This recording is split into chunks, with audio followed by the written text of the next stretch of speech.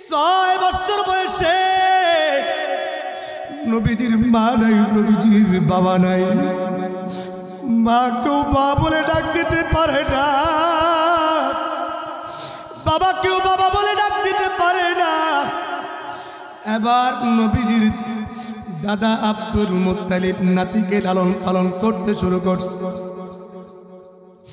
দাদা যখন দেখলো নাতির বয়স 8 বছর হয়ে গেছে, ওই 8 বছর কালে নবীজির দাদাও দুনিয়া থেকে বিদায় নেয়। এবার নবীজির দাদা আব্দুল মুত্তালিব দুনিয়া থেকে বিদায় নেওয়ার পর এবার দাদা আব্দুল মুত্তালিবের পর চাচা আবু তালেব নবীজির দায়িত্ব গ্রহণ করেন, নবীজিকে দেখাশোনা করেন। পৃথিবীর বুকে যেন কোনো কাফের মুশরিক বেঈমান আমার নবীজিকে চক্রাঙ্গে কথা বলতে না পারে, আমার নবীকে যেন কষ্ট দিতে না পারে। আবু তালেব ভাতিজাকে খুব যত্ন করে মোহাব্বত করে ভালোবাসে। নবীজির বয়স 12 বছর হয়ে গেছে। এবার মক্কা নগরীর মধ্যে এবার নবীজিকে আলামিন বলতে শুরু করছে মানুষ। এর মতন মুহাম্মদের মতন আলামিন, মুহাম্মদের মতন সাদেক, মুহাম্মদের মতন বিশ্বস্ত মানুষ মক্কার জমিনের মধ্যে নাই। 12 বছর বয়সে আমাদের দেশের পোলাপানগুলা, আমাদের দেশের যুব সমাজ এখন টিকটকের মধ্যে নিমজ্জিত আছে। ছেলে মেয়ে একসাথে মিলিয়া তারা অবাধে তারা টিকটক করে, অশ্লীলতা বেহায়াপনা করে। অথচ আমার নবীজি 12 বছর বয়সে জীবন চরিত্র কত সুন্দর ছিল। ও কাবাসের যুবক ভাইরা শুনো, ভালো করে শুনে নাও। তোমার 10 বছর 12 বছর 20 বছর এই সময়টা তুমি কেমন করে সুন্দর করে জীবনটা পরিচালনা করবা। আবার নবীজির 20 বছর 16 বছর জীবনের দিকে তাকাইয়া দেখো, ওই জীবনটার সাথে তোমার জীবনটা মিলাও, তোমার জীবনটা সুন্দর করতে পারবা। ডাক্তারের কাছে যাওয়া লাগবে না, ইঞ্জিনিয়ারের কাছেও যাওয়া লাগবে না, কোনো প্রশিক্ষণ লাগবে না। আমার নবীজির সিরাত নমুনার দিকে তাকাও, আমার নবীজির আদর্শের দিকে তাকাও, আমার নবীজির আদর্শ গ্রহণ করো। আমার নবীজির আদর্শ যদি গ্রহণ করতে পারো, আমার নবীজির সে সুন্দর আদর্শ তোমার মধ্যে আসতে বেশি দেরি হবে না। এবার চাচা আবু তালেব যখন দেখলো ভাতিজা বিশ্বস্ত মানুষ, চিন্তা ভাবনা করলো সিরিয়ার মধ্যে যেহেতু শাম দেশের মধ্যে আমার ব্যবসা বাণিজ্য আছে, ব্যবসার মধ্যে বিশ্বস্ত মানুষের দরকার আছে না নাই? কথা কয় না? বিশ্বস্ত মানুষ যদি ব্যবসার মধ্যে না থাকে ব্যবসা উদাও। কথা কয় না? ব্যবসা খাল্লি বাল্লি হয়ে যাবে। দেখবেন বিশ্বস্ত মানুষ না থাকলে আপনার ক্যাশ লইয়াও পলায়ন করবে। চাচা আবু তালেব চিন্তা করলেন, মনে হয় আমার ভাতিজা বিশ্বস্ত তাকে আমার ব্যবসার মধ্যে লাগাইতে হবে। ব্যবসার কাজের মধ্যে শাম দেশের মধ্যে নিয়ে যাওয়ার জন্য এবার রওনা হইলেন। চলতে চলতে চলতে চলতে সিরিয়ার মধ্যে আসছে। সিরিয়ার মধ্যে এসে একটা তাঁবু গাড়ছে। তাঁবু গাড়ার পর নবীজি যে এলাকার মধ্যে তাঁবু গাঁটলেন, ওই এলাকার মধ্যে ছিল একজন পাদ্রী। ওই পাদ্রী সে মানুষ দেখলে বুঝতে পারতো এই মানুষটা কেমন। সে ঘর থেকে কখনো ঠিক মতন বের হয় না। কিন্তু যেই দিন আবু তালেব নবীজিকে নিয়ে যখন সেই সিরিয়ার ওই জায়গার মধ্যে আসছে, তাঁবু গাড়ছে, ওই বুখাইরা পাদ্রী এবার নবীজির দিকে লক্ষ্য কইরা কামরার দিকে চলে আসছে। কামরার থেকে বাগির হওয়ার পর নবীজির কাফেলাকে সুন্দর করে বেকমানদারি করাইছে। এবার আবু তালেবকে ডাক দেয়া বলে, ও আবু তালেব, তোমার সঙ্গে যে বালকটা আছে এই বালকটা তোমার সম্পর্কে কি হয়? আবু তালেব তো ডাক দিয়া কয়, এটা তো আমার কলিজার টুকরা, আমার ভাতিজা। এবার বুখাইরা পাদ্রী ডাক দিয়া কয় আবু তালেব রে আমি তো দেখতেছি তোমার এই ভাতিজা আগামীতে সারা পৃথিবীর মধ্যে হবে রহমাতুল লিল আলামিন সাইয়্যিদুল মুরসালিন চিল্লা বলি সুবহানাল্লাহ एक दिल रा अज़ल बा इश्क खुद बल वा खुदा शेर शुक्लो बला अज़ बद में ज़ंदा खुदा हज़रत नूरे मुहम्मद मुस्तफ़ा अज़ल बा कमाले दिल बरी از ممتاز عالم تا خدا پکڑ پھٹ جائیں گے زمین پر زلزلہ ہوگا محمد تخت پر ہوگا عدالت پر خدا ہوگا کونین کی مختار خدا تم کو بنایا कौनैन की मुख्तार खुदा तुमको बनाया उम्मत के निगाहबान खुदा तुमको बनाया उम्मत के निगाहबान खुदा तुमको बनाया या रब मेरे आँखों में समा जाए मदीना या रब मेरे आँखों में समा जाए मदीना मुद्दत से मेरे दिल में तमन्ना है मदीना मुद्दत से मेरे दिल में तमन्ना है मदीना জির দাদা আব্দুল মুত্তালিব ঘুমায় আল্লাহ পাক রব্বুল আলামিন নবীজির দাদা আব্দুল মুত্তালিবকে স্বপ্নের মাধ্যমে জানায়া দেয় ও আব্দুল মুত্তালিব অমুক জায়গার মধ্যে একটা কূপ খনন করো অমুক জায়গার মধ্যে কূপ খনন করার পর ওই জায়গার মধ্যে হাজিদের জন্য হজের হাজিদের জন্য জমজমের পানি পান করানোর জন্য ব্যবস্থা করো আল্লাহু আকবার নবীজির দাদা আব্দুল মুত্তালিব ঘুম থেকে উঠার পর কোদাল নিয়ে চলে গেলেন জমজমের কূপ খনন করার জন্য জমজমের কূপ খনন করতে যায় ওই জমজমের কূপ খনন করতে হবে কোন জায়গার মধ্যে আল্লাহ পাক রব্বুল আলামিন ওই জায়গাটা পর্যন্ত আল্লাহ তাআলা দেখায়া দেয় ও আব্দুল মুত্তালিব অমুক জায়গার মধ্যে গিয়া অমুক জায়গার মধ্যে এইভাবে জমজমের কূপ খনন করবা জমজমের কূপ খনন করতে যায় আব্দুল মুত্তালিব জমজমের কূপটা যখন খনন করে জমগুর গোত্রের লোকেরা যখন মক্কা ছেড়ে মদিনায় যায় ওই সময় তারা কিছু লৌহ বর্ম কিছু তলোয়ার কিছু সরঞ্জামাদি তারা কূপের মধ্যে রেখে যায় নবীজির দাদা আব্দুল মুত্তালিব যখন কূপ খনন করতে শুরু করলেন কিছু তলোয়ার পাইলেন কিছু লৌহ মর্ম পাইলেন যুদ্ধের কিছু সরঞ্জামাদি পাইলেন দুইটা সোনার হরিণ পাইলেন দুইটা সোনার হরিণ কাবা ঘরের সামনে সন্নিবেশিত করে রাখলেন আর তরবারি গুলি দিয়া কাবা শরীফের দরজাটা ঢালাই দিলেন জমজমের কূপ থেকে পানি পান করানোর জন্য আব্দুল মুত্তালিব হাজিদের জন্য পানি পান করার ব্যবস্থা করে দেয় আজও পর্যন্ত সারা পৃথিবী থেকে যারা জমজমের পানির কাছে যায় জমজমের পানি খায় আর মনের মধ্যে তৃপ্তি জোড়ায় রাসূল নামে কে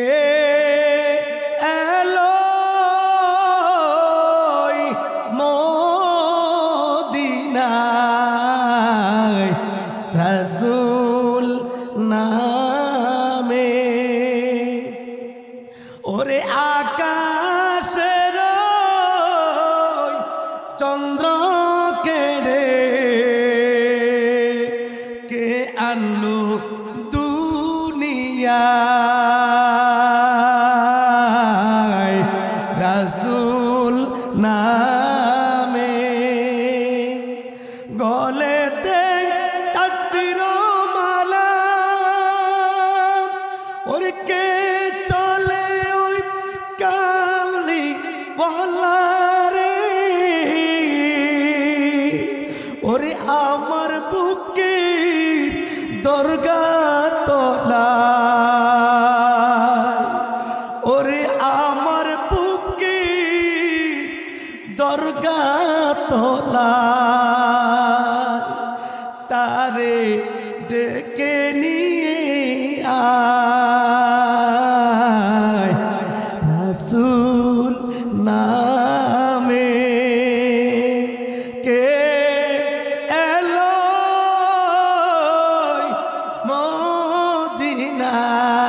মদিনায় রাসূল নামে আওয়াজ করে বলি আল্লাহু আকবার।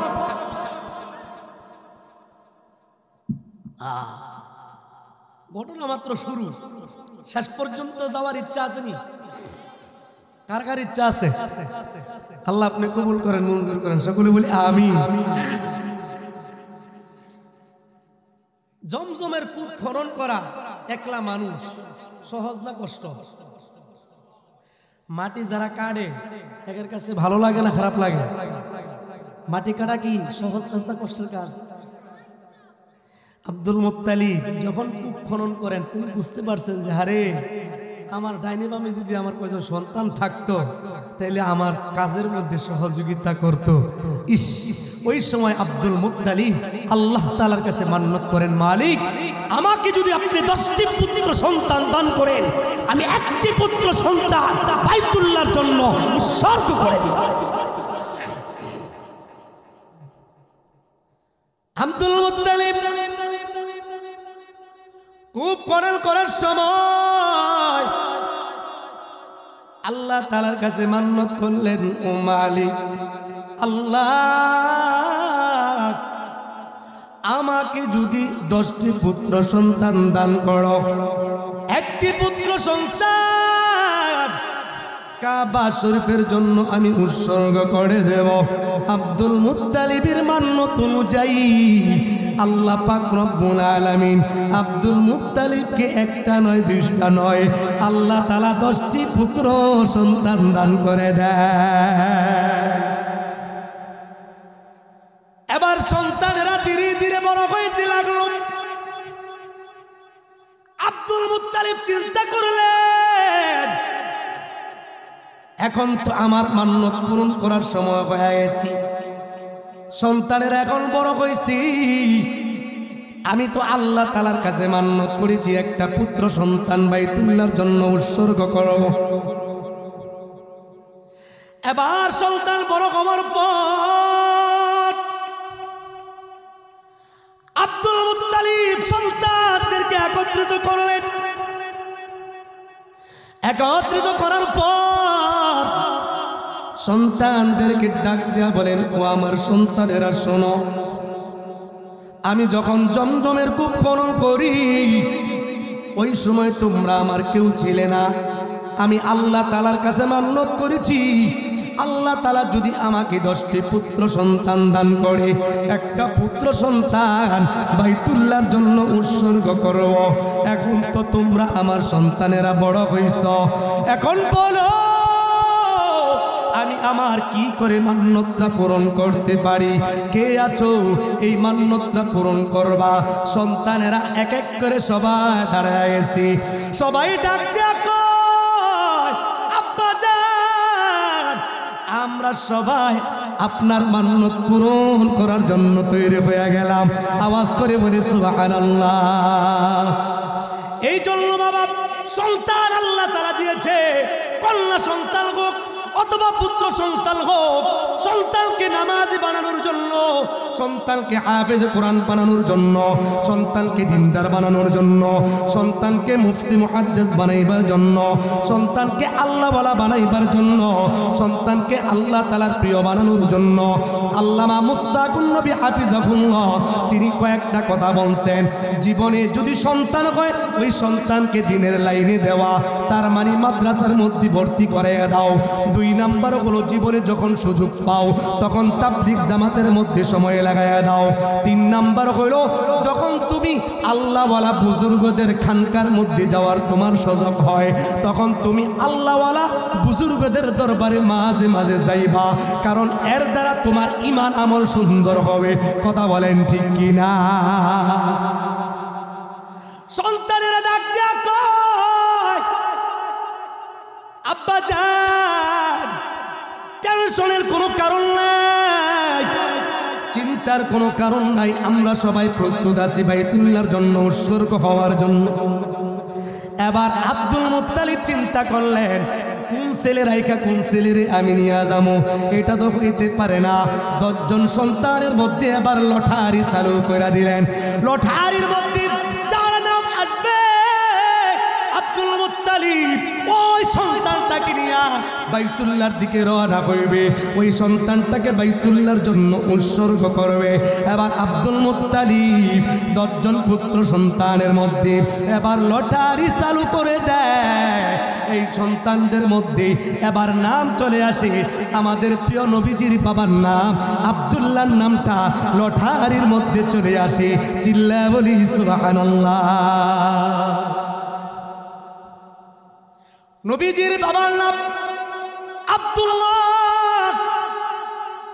এবার আব্দুল মুত্তালিব সন্তান আব্দুল্লাহকে নিয়ে রওনা হয়েছে, বাইতুল্লাহর জন্য উৎসর্গ করবে। এবার সেই আব্দুল্লাহকে নিয়ে যখন প্রতিমধ্যে রওনা হইল, অন্য সন্তানেরা বাবাকে ডাক দিয়া বলে, আব্বা জান আপনি এমনটা করিয়েন না, আপনি আব্দুল্লাহর সঙ্গে এমন একটা কাজ করিয়েন না। আপনি একটা কাজ করেন, আপনি আব্দুল্লাহর জন্য আল্লাহ তাআলার নামে আব্দুল্লাহর জন্য আল্লাহ তাআলার রাস্তায় 10টা উট কুরবানি করেন।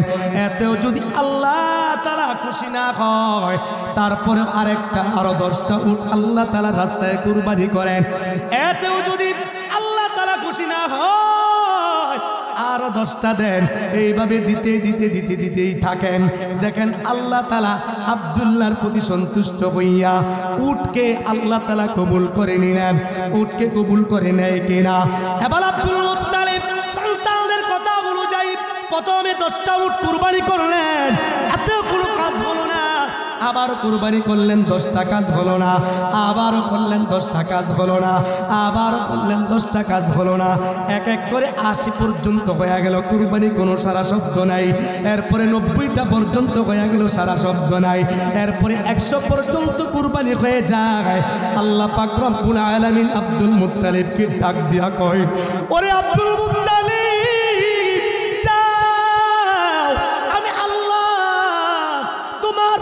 সন্তান আব্দুল্লাহর জন্য আমি আল্লাহ 100 উট কুরবানি করে নিলাম। আমি আব্দুল্লাহর জন্য 100 উট কবুল করে নিলাম, বাইতুল্লাহ উৎসর্গ হবে। এবার এই নবীজির পিতা আব্দুল্লাহ, এই আব্দুল্লাহর করে এবার আমাদের নবী বিশ্ব নবী রহমাতুল লিল আলামিন জন্মগ্রহণ করলেন। 12 রবিউল আউয়াল সোমবার সুবহ সাদেকের সময় আমার নবী আপনার নবী যখন জন্মগ্রহণ করে, হযরত ইবনে সাআদ বর্ণনা করেন নবীজির মা আমেনা বলেন, নবী মুহাম্মদ পুত্র সন্তান যখন মুহাম্মদ আমার গর্ভে ধারণ করলো, আমি ভূমিষ্ঠ করলাম। আমার সন্তান জন্মগ্রহণ করেছে। আমি মুহাম্মদের শরীরের দিকে তাকাইয়া দেখলাম এমন একটা সুন্দর আলো বাগির হইছে, শাম দেশের প্রত্যেকটা রাজপ্রাসাদ আলোকিত হয়ে যায়। কিসরা রাজপ্রাসাদের মধ্যে ইটগুলা ধসে পড়ে যায়, অগ্নি পূজকদের আগুন পর্যন্ত নিভে যায়। এত পাওয়ার আল্লাহ তাআলা নবীজির মধ্যে এত নূর দিছে, এত আলো দিছে। সুবহানাল্লাহ বলবেন না?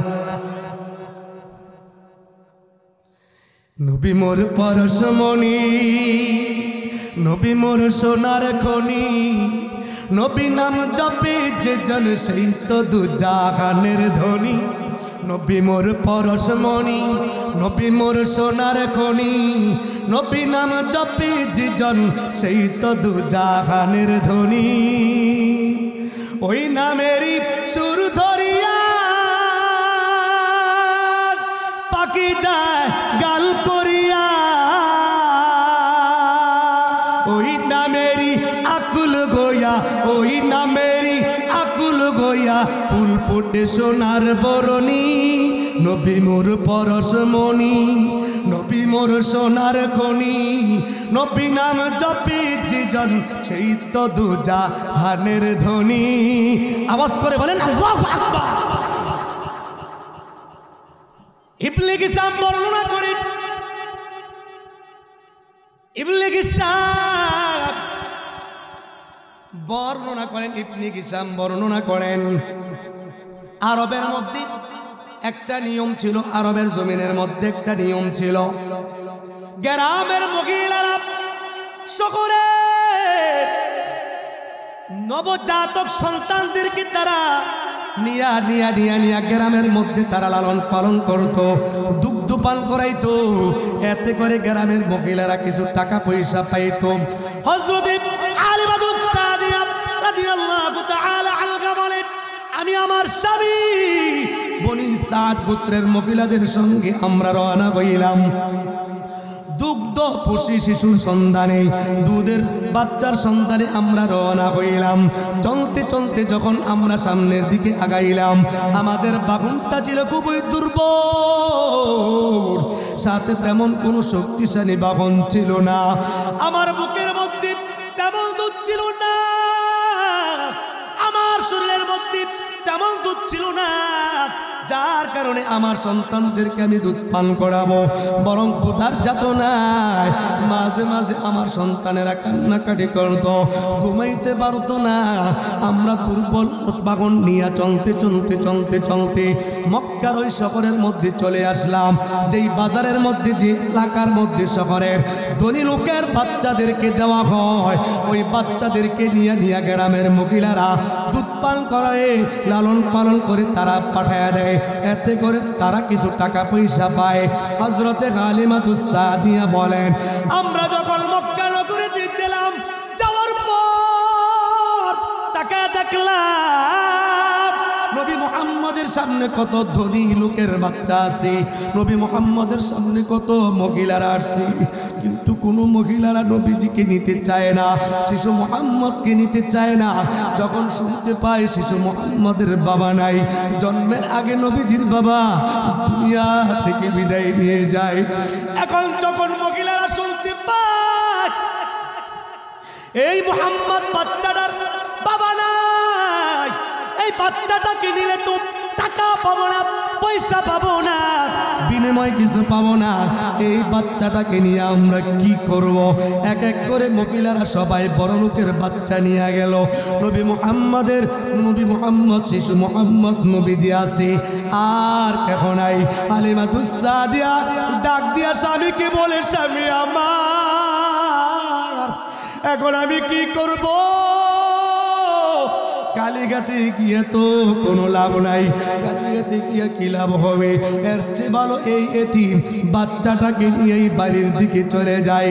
হতে পারে মালিক আল্লাহ, হতে পারে আল্লাহ তাআলা এই বাচ্চাটার বরকতে আমাদেরকে আল্লাহ তাআলা বরকত দান করে দেবে। আওয়াজ আল্লাহ আল্লাহ আল্লাহ, ইচ্ছে শিরি আস্তনাম, আল্লাহ আল্লাহ, ইচ্ছে শিরি আস্তনাম, शेरो शाकर मिटो नद जहन्नम तमाम, शेरो शाकर मिटो नद जहन्नम तमाम। बर मोहम्मद बेर सादम সালাম আশফিঈ মুজরিমা ইয়াউমুল কিয়াম। এবার হালিমাতুস সাদিয়া বলেন সব মহিলারা চলে গেছে, এবার খালি হাতে গিয়ে লাভ কি? নবী মুহাম্মদকে নিয়ে যাই, কিন্তু ওই সময় তো বুঝতে পারে নাই উনি যে হবে রহমাতুল্লিল আলামিন। আল্লাহু আকবার। হালিমাতুস সাদিয়া বলেন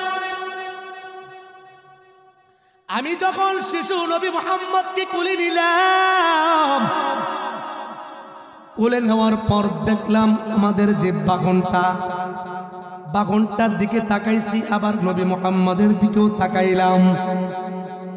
যখন নবী মুহাম্মদের চেহারার দিকে তাকাইলাম, মনে হইল আমার কাছে এত সুন্দর চেহারা পৃথিবীর মধ্যে কোনো মানুষের মধ্যে নাই। হালিমাতুস সাদিয়া বলেন আমি যখন শিশু মুহাম্মদকে নিয়ে এবার বাগনের মধ্যে উঠলাম, বাগনের মধ্যে উঠার পর এবার বাগনটা শক্তিশালী হয়ে গেছে। কেমন শক্তিশালী? আসার সময় সবার লাস্টে ছিলাম, এখন সবার ফার্স্টে। পিছনে কয় না ওয়াজ বুঝেন কোন জায়গা সুবহানাল্লাহ কইতে হইব, কোন জায়গা আলহামদুলিল্লাহ কইতে হইব, কোন জায়গা কাঁদতে হইব, কোন জায়গা হাসতে হইব, এটা তো বুঝতে হইব নাকি? তো এটা বুঝার লাগে স্কুলে পড়তে হইব, কোন জায়গা হাসতে হইব, কোন জায়গা কাঁদতে হইব, এটা লাগে মাদ্রাসা পড়তে হইব, মাদ্রাসা পড়তে হইব। আল্লাহ আপনি সহি বুঝদান করেন। সকলে বলি আমি। দুর্বলটা সবল করে দিছে কে? আরো জোরে বলে। সাবিকার কাছে রহমাতুল্লিল আলামিন কি আইছে বুকে? হালিমাতুস সাদিয়া বলেন এমনি আমি তাকায় দেখলাম আমার বুকের মধ্যে দুধ ছিল না, তাকায় দেখলাম আমার বুকের মধ্যেও দুধে ভরপুর হয়ে গেছে। এবার আমার বাগনটার মধ্যে চললাম, এবার যে সমস্ত সাথীদের সঙ্গে আমি আসলাম, আসার বেলায় তারা আমার আগে আগে আগে আগে লাফায় লাফায় চলে আসছে, কিন্তু এখন আমি সবার আগে আগে। হযরত হালিমাতুস সাদিয়া বলে শিশু মুহাম্মদকে নিয়ে যখন এবার চলতে শুরু করলাম, চলতে চলতে চলতে চলতে এবার আমার বাড়ির মধ্যে চলে আসছি। আইসা দেখলাম যে সমস্ত উটগুলা বাড়ির মধ্যে আছে দুর্বল, যেই সমস্ত বকরির মধ্যে দুধ ছিল না, যেই সমস্ত উটের মধ্যে কোনো দুধ ছিল না, ওই সমস্ত উটগুলা দুধে ভরপুর হয়ে গেছে, ওই সমস্ত বকরিগুলাও দুধে ভরপুর হয়ে গেছে। চিল্লায় বলি সুবহানাল্লাহ। হযরত হালিমাতুস সাদিয়া বলেন, হযরত হালিমাতুস সাদিয়া বলেন এবার আমরা দুধ দহন করলাম, নিজে খাইলাম, স্বামীকেও খাওয়াইলাম, সন্তানদেরকেও খাওয়াইলাম, শিশু নবী মুহাম্মদকেও খাওয়াইলাম। এবার খাওয়ানোর পর দীর্ঘ ক্লান্তির পরে ঘুমায়া পড়লাম। নবীজির বয়স ধীরে ধীরে 4 বছর হয়ে গেছে। 4 বছর বয়সে ফেরেশতারা নবীজির দুধ পায়ের সঙ্গে নবীজি খেলার মাঠে গেছে, মাঠে বকরি চড়াইতে গেছে। ওই সময় ফেরেশতারা নবীজিকে জমিনের মধ্যে শোয়াইয়া সিনা মোবারক অপারেশন করছে। সুবহানাল্লাহ কয় না? বোঝা গেল কাপাসিয়ার মানুষ দুর্বল, ওয়াজ কম বুঝে। জোরে বলে, আর জোরে বলে সুবহানাল্লাহ। আপনারা যদি মিঠার না বাড়ান, আমার মিঠার বাড়বো? আচ্ছা, একা একা কথা বলা যায়? আপনাদের এলাকায় কি বলে আমি জানি না, যে একা একা কথা বলে তাকে কি বলে? আমার কি পাগল বানায় ছাড়বে? হ্যাঁ, মেহমান যদি মেহমানের লগে কথা না বলে তাহলে মেহমান খুশি হইব না বেজার হইব? আমি আপনাদের মেহমান না মেজবান, আপনারা যদি আমার সাথে কথা না বলেন আমার কি ভালো লাগবে না খারাপ লাগবো? আমার লাগে একটু কথা বলবেন তো ইনশাআল্লাহ। হ্যাঁ, সুবহানাল্লাহ আলহামদুলিল্লাহর আওয়াজ যদি এখানে না আসে, আপনাদের এলাকার মাহফিল এই যে ভিডিও হইতেছে এটি সারবে যে কাপাসিয়ার মানুষ বয়ান শুনছে। হ্যাঁ, জোরে সুবহানাল্লাহ কইতে না, আওয়াজ দিলে বুঝা যাইব না কাপাসিয়ার মানুষের গলার আওয়াজের ইমানের জোর আছে। আচ্ছা, নবীজির 4 বছর বয়সে অপারেশন হয়েছে, এটাকে বলা হয় সিনার চাক। 6 বছর বয়সে নবীজির মা আমেনা স্বামীর কবর জিয়ারত করার জন্য মক্কা নগর থেকে মদিনায় গেছে। মদিনায় যাবার পর স্বামীর কবর জিয়ারত করে যখন আবার ফিরলেন মক্কা এবং মদিনার মধ্যস্থলে, নবীজির বয়সটা 6 বছর। এই 6 বছর কালে নবীজির মা দুনিয়া থেকে বিদায় নেয়। 6 বছর বয়সে নবী আমার নবীজির মা নাই, নবীজির বাবা নাই। এই বাবা দুনিয়ার বুকে যার মা নাই, যার বাবা নাই, ওই সন্তানটা বুঝে মায়ের কত দাম। এই সন্তানটার বাবা নাই, ওই সন্তানটা বুঝে একজন বাবার কত দাম। পৃথিবীর বুকে যে সন্তান মা পাইছে, মা বড় রত্ন, মা বড় ধন। আল্লাহ রসুল বলছে মায়ের চেহারার দিকে তুমি তাকাইবা, আল্লাহ তাআলা তোমার আমল নামার মধ্যে হজের সওয়াব দিবে। 6 বছর বয়সে নবীজির মা নাই, নবীজির বাবা নাই। মাকেও মা বলে ডাক দিতে পারে না, বাবাকেও বাবা বলে ডাক দিতে পারে না। এবার নবীজির দাদা আব্দুল মুত্তালিব নাতিকে লালন পালন করতে শুরু করছে। দাদা যখন দেখলো নাতির বয়স 8 বছর হয়ে গেছে, ওই 8 বছর কালে নবীজির দাদাও দুনিয়া থেকে বিদায় নেয়।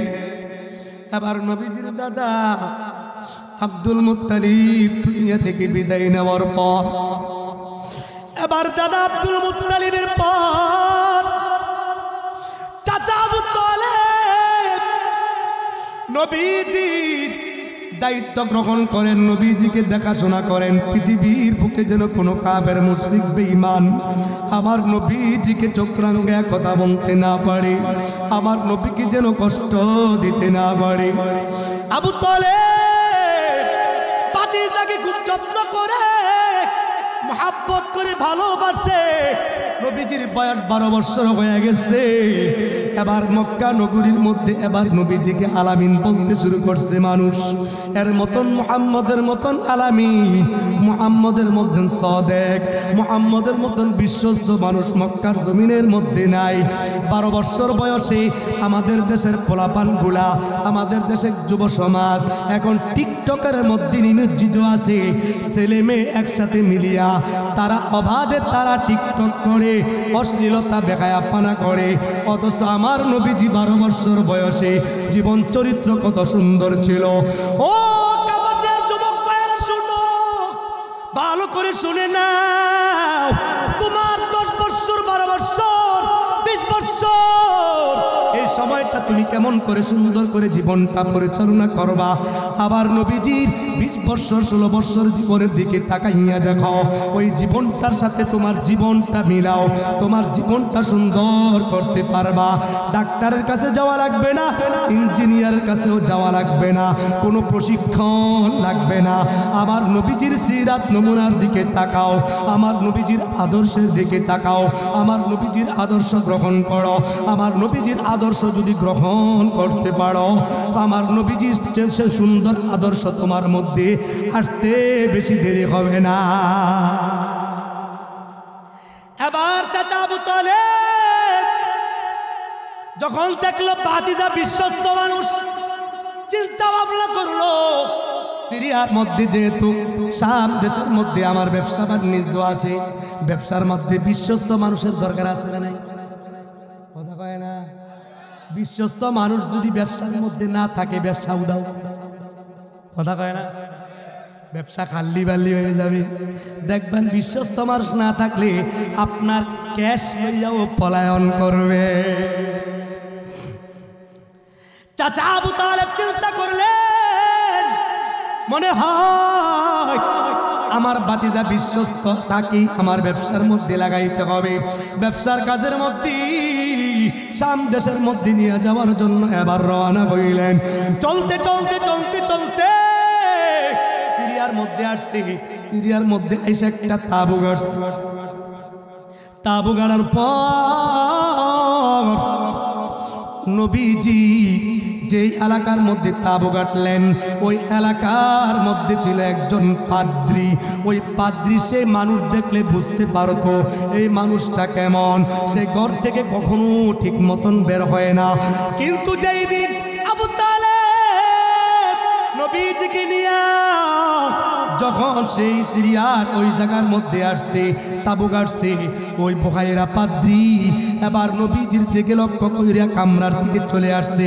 কামরার থেকে বাগির হওয়ার পর নবীজির কাফেলাকে সুন্দর করে বেকমানদারি করাইছে।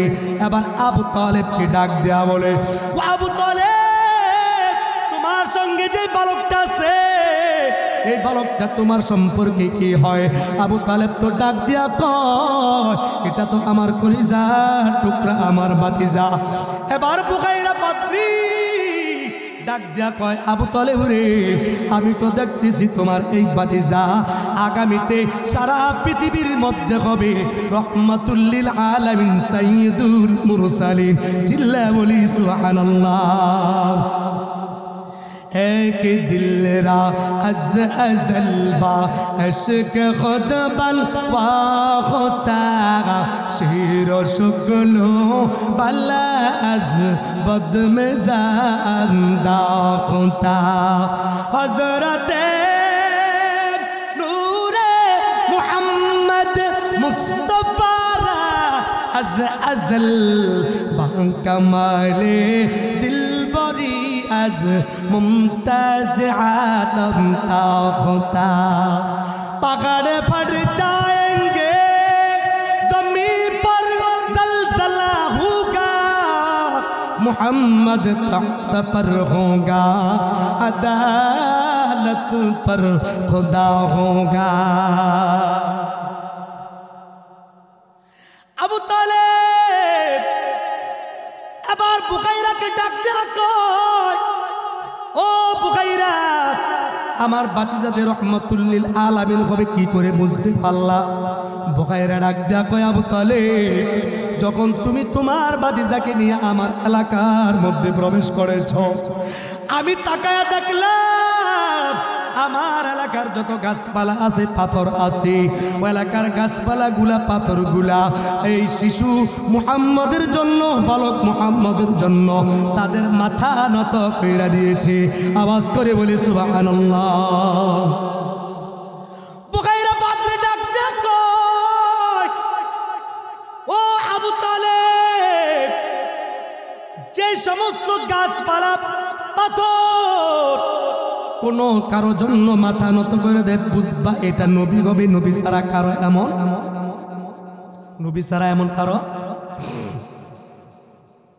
এবার বুখাইরা পাদ্রী ডাক দেয়া কয়, আবু তালেব, একটা কাজ করো, তাড়াতাড়ি তোমার ভাতিজাকে আবার মক্কার মধ্যে পাঠাইয়া দাও। কারণ কি কি কারণ? তুমি যদি শাম দেশের মধ্যে তোমার ভাতিজাকে নিয়ে যাও, ভবিষ্যতেই ওই জায়গার মধ্যে ইহুদিরা তোমার ভাতিজাকে ক্ষতি সাধন করতে পারে। এবার আবু তালেব আর নবীজিকে নেয় না, আবার নিরাপত্তার সাথে মক্কার মধ্যে পাঠাইয়া দিছি। আজকাল আমাদের ভাতিজাদের জন্য চাচার অন্তরে মুহাব্বত, ভালোবাসা আছে না নাই? এটা কইছেন ভুল কথা, অধিকাংশই নাই। বলেন ভাই, ভাতিজার জন্য অধিকাংশই সম্পর্ক নেই। আজকাল সমাজের মধ্যে সন্তান বাবাকে দেখতে পারে না, বাবা সন্তানকে দেখতে পারে না, স্বামী স্ত্রীকে দেখতে পারে না, স্ত্রী স্বামীকে দেখতে পারে না, পুত্রবধূ শ্বশুর শাশুড়িকে দেখতে পারে না, শ্বশুর শাশুড়ি পুত্রবধূকে দেখতে পারে না, ভাই ভাইকে দেখতে পারে না, ভাই বোনকে দেখতে পারে না। শুধু সম্পদের কারণে, শুধু জমিনের কারণে, টাকার কারণে, একবেলা খাওয়াই নাকি খাওয়াই নাই, এই সমস্ত আদান প্রদানের কারণে আজকাল সমাজের মধ্যে এমন অবস্থা আছে না নাই?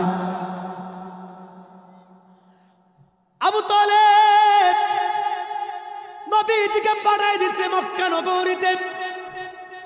এদিকে নবীজির বয়স ধীরে ধীরে ধীরে ধীরে ধীরে ধীরে নবীজির বয়স প্রায় 25 বছর হয়ে গেল। এবার নবীজি বিবাহ করলেন হযরতে খাদিজা রাদিয়াল্লাহু তাআলা আনহাকে। সেখান থেকে নবীজির 6 জন সন্তান হয়, 2 জন পুত্র সন্তান আর 4 জন হলো কন্যা সন্তান। 2 জন পুত্র সন্তান, একজন হলো আবুল কাসেম আর একজন হলো আবু তাহের। এই 2 জন পুত্র সন্তান নবীজির শৈশবেই মারা যায়। 4 জন কন্যা সন্তানের মধ্যে একজন হলো উম্মে জয়নব, একজন হলো হযরতে জয়নব, আর একজন হলো রুকাইয়া, আর একজন হলো উম্মে কুলসুম, আর একজন হলো হযরতে ফাতেমা।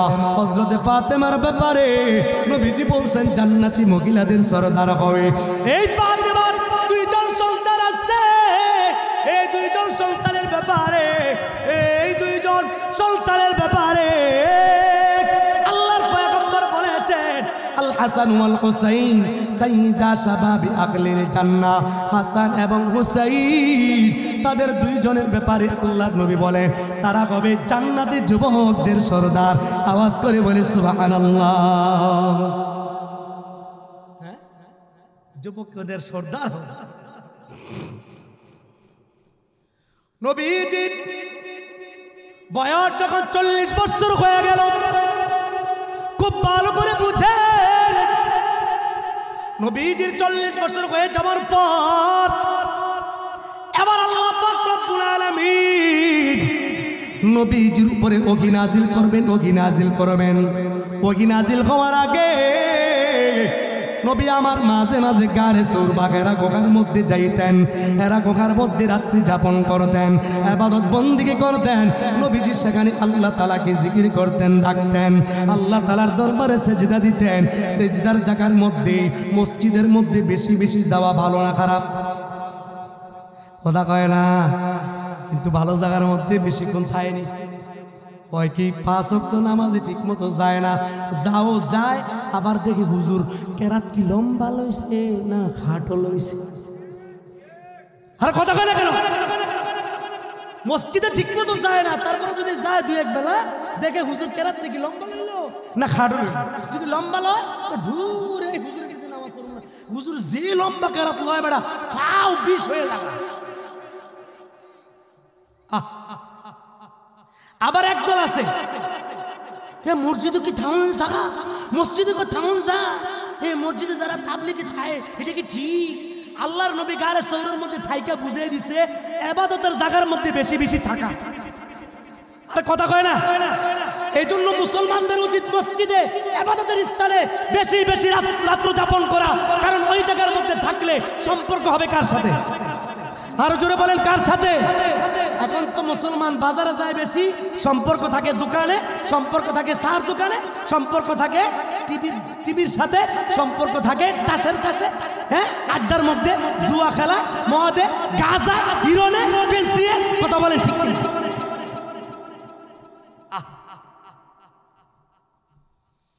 এই জন্য ইবাদতের স্থানে বেশি বেশি যাওয়া। কারা কারা যাইবে? নারে তাকবীর। আল্লাহ আপনি কবুল করেন, মঞ্জুর করেন, সকলে বলি আমিন। এখানে যারা আসছেন হাত তুলছেন, আমার সাথে এখন বলতে হবে আজ আগামীকাল ফজরের নামাজের সময় ইবাদতের মধ্যে কারা কারা পাওয়া যাবে? নারে তাকবীর, নারে তাকবীর। আল্লাহ আপনি কবুল করেন, মঞ্জুর করেন, সকলে বলি আমিন। ওয়াজ কি চলবো না থামবো? না থামে যাবো না, থামবো। আমি শেষ করে দিই। কি বলেন? শেষ করে দিই না? শেষ করে দিই। কথা বলে তো চলবো? কারা কারা চলবো? মাশাআল্লাহ, হাত নামা। আরে মাঝে মধ্যে যদি শ্রোতারা জেতা নামো রাইডারে টেস্ট না করলে তো হইতো না। হ্যাঁ, লারাটারা দিতেও না। হ্যাঁ, মিটার বাড়লে দ্রুত চলে। নবীজি হেরা গুহায় বারবার আসে কিসের জন্য? কারে তালাশ করে? জোরে বলেন। মসজিদে গিয়ে কারে তালাশ করব? জোরে বলেন কাকে? না মসজিদে গিয়ে মাতবরি, নেতামি, সভাপতি, কেশিয়া, সেক্রেটারি, মুতাওয়াল্লি, এগুলি ভাব দেওয়ানোর জন্য, এগুলি ভাব দেওয়ানোর জন্য। কিন্তু মসজিদে যাব কার জন্য? নবীজি গার সৌরের মধ্যে হেরা গুহার মধ্যে নবীজি মাঝে মাঝে রাত্রি যাপন করতেন। একদিনের ঘটনা, হযরতে আয়েশা সিদ্দিকা রাদিয়াল্লাহু তাআলা আনহা বলেন, নবীজির কাছে হযরতে জিবরাইল আল্লাহর নবীজির কাছে আসছে। আসার পর নবীজিকে বলতেছে, ইয়া রাসূলুল্লাহ, ইয়া হাবিবাল্লাহ, ইকরা, আপনি পড়েন। নবীজি বলে, মা আনা বিকারি, আমি কি পড়বো, আমি তো কিছু পড়তেই পারি না। এবার হযরতে জিবরাইল বলেন, নবী গো আপনি পড়েন, ইকরা। নবীজি বলেন, আমি পড়তে পারি না। এবার হযরতে জিবরাইল নবীজির সিনা মুবারকের সঙ্গে হযরত জিবরাইলের সিনা মুবারকটার সঙ্গে এবার জোরে চাপ দিলেন। চাপ দেওয়ার সঙ্গে সঙ্গে নবীজির শরীরটা কম্পন শুরু হয়ে গেল। এবার বললেন, ছেড়ে দিলেন। ছেড়ে দেওয়ার পর বললেন, নবীজি এবার করেন ইকরা। নবীজি বলেন, এখনো পড়তে পারি না। আবার নবীজিকে চাপ দেওয়া হলো। সিনা মুবারকের মধ্যে বারবার চাপ দেওয়ার পর এবার ছেড়ে দেওয়ার পর নবীজি শরীরের মধ্যে কম্পন শুরু হয়ে গেছে। আল্লাহ পাক রব্বুল আলামিন সূরা আয়াত নাযিল করে দেন। সূরাতুল আলার আল্লাহ তাআলা আয়াত নাযিল করে দেন, বিসমিল্লাহির রহমানির রহিম, ইকরা বিসমি রাব্বিকাল্লাযী খলাক, খলাকাল ইনসানা মিন আলাক, ইকরা ওয়ারাব্বুকাল আকরাম আল্লাযী আল্লামা বিল কলাম। এইভাবে আয়াত নাযিল হয়ে গেল। নবী আমার ধীরে ধীরে ধীরে ধীরে বাড়ির দিকে চলে গেলেন। যাওয়ার পর এবার নবীজির শরীরের মধ্যে কম্পন শুরু হয়ে গেছে।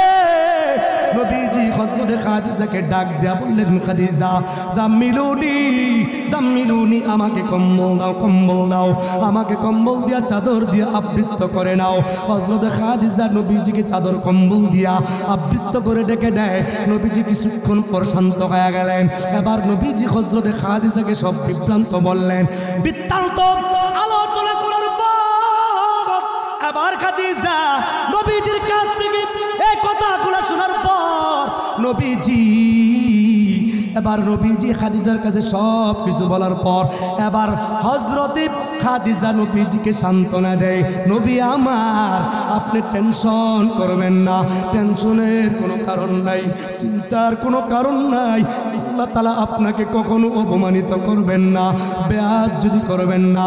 কারণ কি কারণ? কারণ হলো আপনার মাঝে এমন কিছু গুণ আছে, আপনার কাছে এমন কিছু আমল আছে যে আমলগুলা মানুষের মধ্যে পাওয়া যায় না। একটা আমল পাওয়া গেলে তো আরেকটা আমল পাওয়া যায় না, একটা গুণ পাওয়া গেলে তো দুইটা পাওয়া যায় না, দুইটা পাওয়া গেলে তো পাঁচটা পাওয়া যায় না।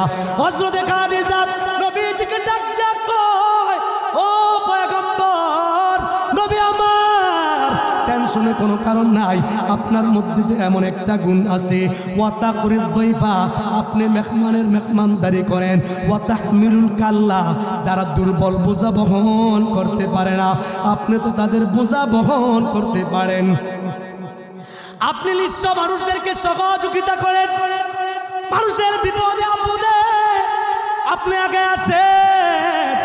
ও নবী, আপনার মধ্যে গুণগুলা আছে, টেনশনের কোনো কারণ নাই, চিন্তার কোনো কারণ নাই, আপনি টেনশন করবেন না, আল্লাহ তাআলা আপনাকে অপমানিত করবেন না। কিছুদিন পর আল্লাহ তাআলা পয়গম্বর নবীজিকে বলেন, ওগো পয়গম্বর, একটা কাজ করেন, আর কোনো গোপনে দাওয়াত দেওয়ার দরকার নাই, আপনি প্রকাশ্যে কালিমার দাওয়াত দেন।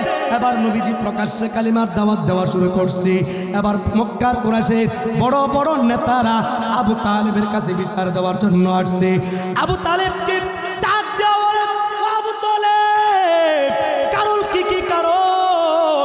তোমার বাতিজা এক আল্লাহ তাআলার কথা কয়, এক মাহবুদের কথা কয়, এক মাহবুদ নাকি আছে আল্লাহ, এক উপাসনা নাকি আছে আল্লাহ, ওই আল্লাহ নাকি জমিন বানাইছে, ওই আল্লাহ নাকি আসমান বানাইছে, ওই আল্লাহ নাকি চন্দ্র বানাইছে, ওই আল্লাহ নাকি সূর্য বানাইছে, এই আল্লাহ তাআলার কাছে নাকি আবার জীবনের হিসাব দিতে হবে, এই দেখো নাকি আবার মরে যাবে, পচে যাবে, গলে যাবে, আবারও নাকি তার দরবারে যাইতে হবে।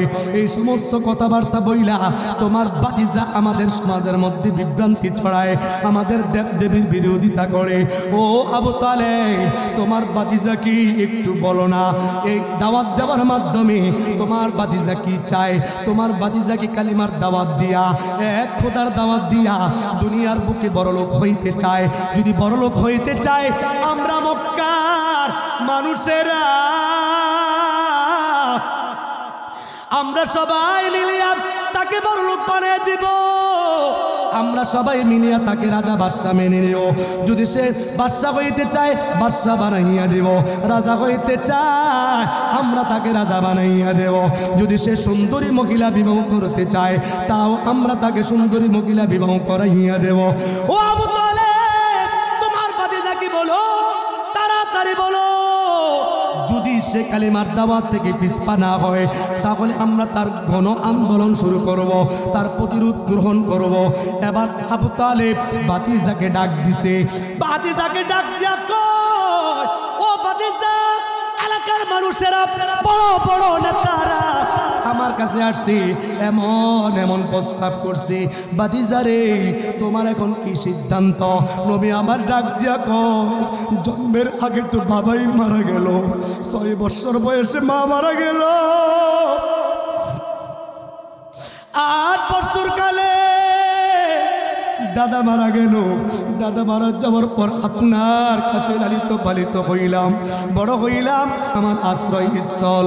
ও চাচা, একটা কথা ভালো করে জানাইয়া দিয়েন, এই মক্কার লোকেরা তারা যদি চায়, আমি মুহাম্মাদের এক হাতের মধ্যে চন্দ্র এনে দিবে আর এক হাতের মধ্যে সূর্য এনে দিবে, তারপরে আমি মুহাম্মদ এক জাররা পরিমাণও কালিমার দাওয়াত থেকে পিছপা হব না।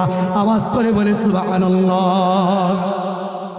শাহজালালের স্বপ্ন ছিল আল কোরআনের জালবি আলো, শাহজালালের স্বপ্ন ছিল আল কোরআনের জালবি আলো। সেই আলো ছড়িয়ে দিতে বিপ্লবেরই মশাল জ্বালাম, সেই আলো ছড়িয়ে দিতে বিপ্লবেরই মশাল জ্বালাম। ছুটি এই শাহজালালের নির্ভীক সৈনিকেরা, খতম কর গোবিন্দরই চালাচা উন্ডা গোলাম। ছুটি এই শাহজালালের নির্ভীক সৈনিকেরা, খতম কর গোবিন্দরই চালাচা উন্ডা গোলাম। শাহজালালের পাক ভূমিতে আসে যারা ভাগ পড়াতে, শাহজালালের পাক ভূমিতে আসে যারা ভাগ বসাতে, দুর্ভারতের দালালোরা, দুর্ভারতের দালালোরা পরা ওদের জুতার মালা, দুর্ভারতের দালালোরা পরা ওদের জুতার মালা। ছুটি এই শাহজালালের নির্ভীক সৈনিকেরা, খতম কর গোবিন্দরই চালাচা মুন্ডা গোলা। কথা বলেন ঠিক কিনা?